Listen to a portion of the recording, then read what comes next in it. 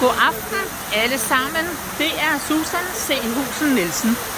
Det her, det er vores sidste aften her i Istanbul. Vi har haft det så dejligt, så dejligt.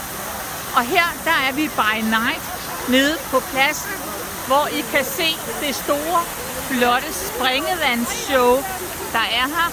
Det er bare så flot, så flot. Bagved kan I se den flotte blå moské, der ligger her. Vi kører lige en tur tilbage igen. Prøv at se farverne, der forandrer sig i springvandet her.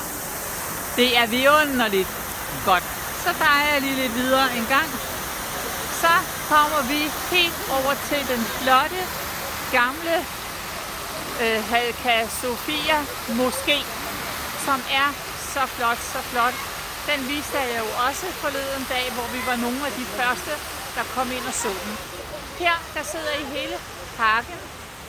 Dejlig, lækker temperatur, vi har nu. Det er ikke så koldt. Man kan gå i kjole uden ærmer, og det er jo dejligt. Nu får I lige den blå moské igen, og det flotte springvand. Nå, nu slukker det. Sådan, så var der altså ikke mere show for de penge.